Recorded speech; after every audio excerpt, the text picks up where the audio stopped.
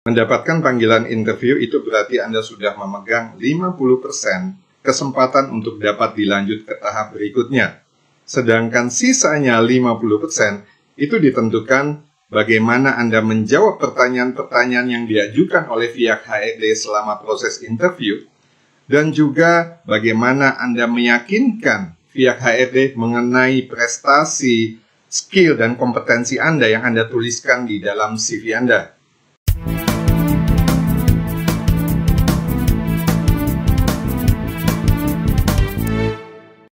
Halo semuanya, selamat datang di channel A to Z to Success. Saya dengan Fahmi.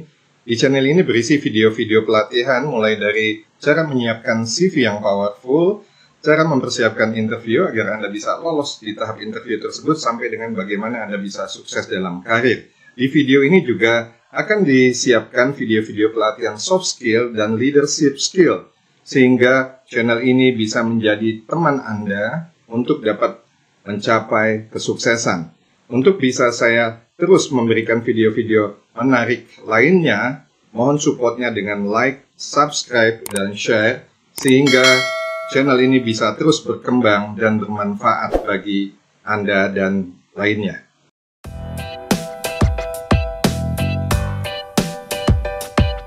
Di video sebelumnya, saya sudah share mengenai hal-hal apa saja yang harus dipersiapkan sebelum proses interview. Antara lain adalah Anda pelajari visi, misi, dan value perusahaan yang Anda lamar. Informasi itu bisa Anda dapatkan melalui website perusahaan tersebut. Yang kedua adalah Anda pelajari job desk dari posisi yang Anda apply atau Anda tuju. Dengan Anda mempelajari job desk, Anda akan melihat tanggung jawab dan kompetensi yang harus dipenuhi. Dengan mengetahui secara detail, Anda bisa hubungkan skill dan pengalaman Anda dengan kompetensi yang diperlukan untuk posisi tersebut. Yang ketiga adalah cari informasi interviewer. Siapa yang akan menginterview Anda? Anda cari profilnya, Anda bisa cari di LinkedIn atau di sosial media lainnya. Anda bisa pelajari mengenai education background-nya atau career history-nya, perjalanan karirnya, sehingga ini bisa kita gunakan di kesempatan pembicaraan awal sebelum interview dimulai. Carilah kesamaan untuk membuat strong relation dan memberikan kesan positif dari pihak interviewer.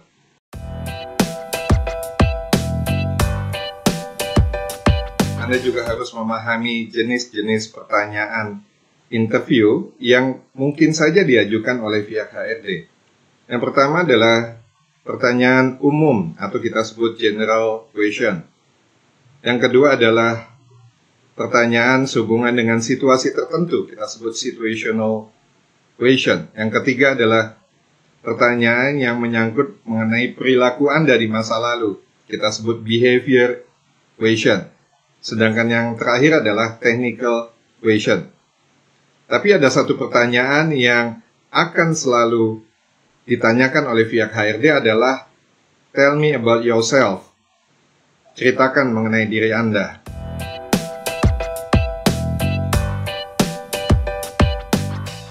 Yang Anda juga harus perhatikan dalam menjawab tell me about yourself adalah Anda memulai kalimat pembukanya dengan perjalanan karir Anda yang tidak selalu harus mulai dari karir pertama. Jadi kalau Anda mempunyai pengalaman kerja sudah lebih dari 10 kali atau 15 kali, maka Anda cukup menjelaskan di pertengahan. Yang terpenting adalah Anda tekankan bahwa pengalaman Anda selama bekerja itu sesuai dengan kompetensi yang dibutuhkan dengan posisi yang Anda lamar saat ini. Jadi Anda jelaskan hal-hal yang berhubungan, Anda tonjolkan prestasi atau pengalaman yang berhubungan dengan kompetensi yang dibutuhkan untuk posisi yang Anda lamar saat ini. Dan yang perlu diingat, Anda cukup jelaskan selama 2 menit. Anda tidak perlu jelaskan secara panjang lebar yang akhirnya nanti pihak HRD melihat Anda tidak fokus untuk menjawab pertanyaan tersebut. Jadi maksimum 2 menit untuk Anda menjawab dengan singkat, tepat, dan jelas.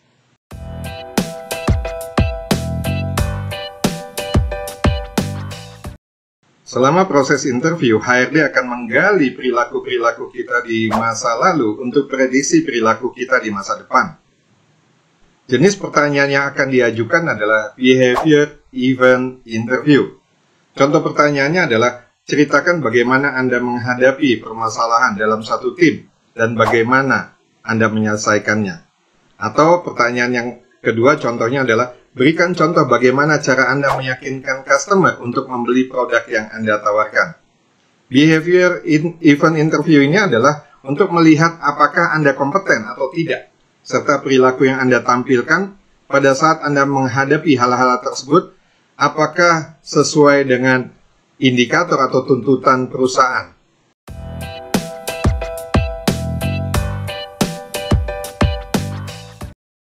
Untuk menjawab pertanyaan behavior event interview ini, Anda bisa gunakan metode STAR. S-nya itu adalah situasi. Kapan event tersebut terjadi? T-nya itu adalah task atau masalah yang Anda hadapi.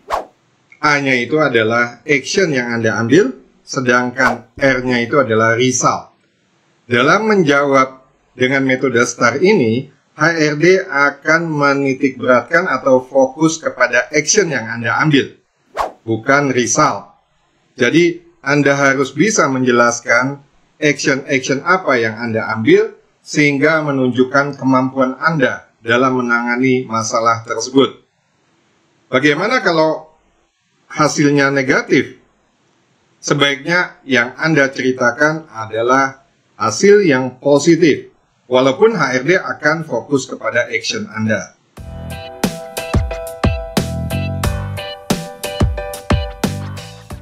Untuk mengetahui kira-kira pertanyaan behavior event interview apa yang akan diajukan oleh HRD, Anda perhatikan job description-nya atau job requirement-nya.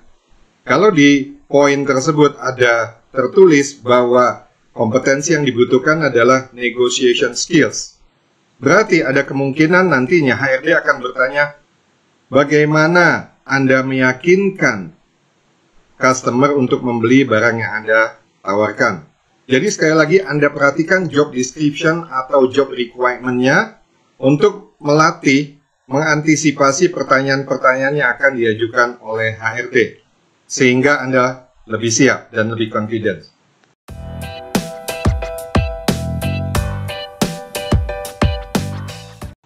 Selain jenis pertanyaan-pertanyaan tersebut, kadang-kadang ada pertanyaan yang tidak pernah Anda duga yang diajukan oleh HRD. Misalnya pertanyaan, bagaimana menurut Anda pada saat Anda mengerjakan sesuatu, hasilnya sempurna tapi telat, atau hasilnya biasa saja akan tetapi lebih tepat waktu. Nah, untuk menjawab pertanyaan-pertanyaan sejenis, Anda harus kaitkan dengan posisi yang Anda apply.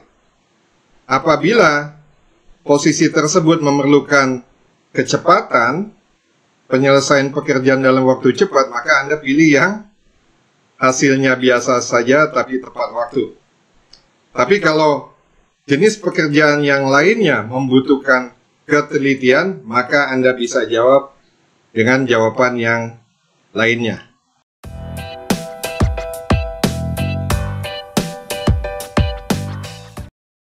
Hal yang terpenting lainnya adalah pada saat Anda menjawab pertanyaan-pertanyaan dari HRD adalah Anda harus percaya diri, confidence. Dan juga Anda perhatikan body language Anda, gestur Anda, eye contact Anda, suara Anda.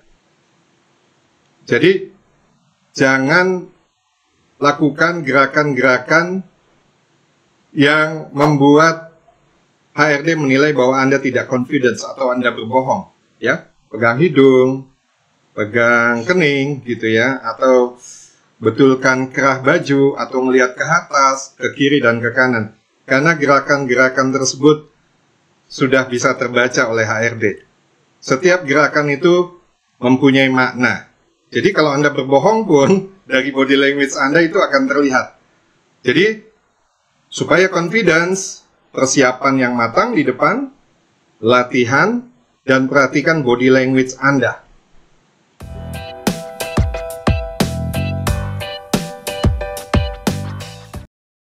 Poin yang tidak kalah pentingnya adalah pada saat Anda mengikuti proses interview, jangan bicara negatif mengenai perusahaan sebelumnya atau mengenai atasan Anda sebelumnya. Tapi Anda harus menunjukkan bahwa Anda banyak belajar dan mendapatkan pengalaman berharga. Gunakan kata-kata positif untuk perusahaan sebelumnya Anda bekerja atau perusahaan yang saat ini tempat Anda bekerja. Yang berikutnya adalah Anda harus percaya diri, Anda harus confidence. Dengan memperhatikan gestur Anda, body language ya, dengan memperhatikan eye contact Anda, dan juga suara Anda. Karena confidence itu sebetulnya, atau percaya diri itu sebetulnya adalah bagaimana kita mengelola mindset kita. Supaya tidak grogi atau tetap percaya diri, Anda bisa tanamkan di mindset atau pikiran bawah sadar Anda adalah bahwa interview ini adalah momen di mana Anda bisa berdiskusi, bisa berbicara dengan orang lain yang baru Anda kenal, sehingga bisa menggali potensi apa yang Anda harus tingkatkan. Nah, dengan tidak berpikir bahwa proses interview itu adalah proses interogasi, maka Anda bisa lebih tenang. Yang kedua, persiapkan mental Anda. Jangan berpikir bahwa proses interview Anda harus menjawab semua pertanyaan dengan sempurna. Karena Anda berpikir harus sempurna, itulah yang membuat Anda nervous atau grogi. Jadi, persiapkan mental Anda. Anda menjawab dengan sebaik-baiknya, dan hasilnya bagaimana, yang penting Anda sudah berusaha dengan keras. Biasanya hasil tidak menipu kerja keras. Jadi kalau Anda berlatih, Anda siapkan diri, perhatikan body language dan semua aspek, pastinya hasil interview Anda akan lebih maksimal dan Anda bisa lolos ke tahapan berikutnya.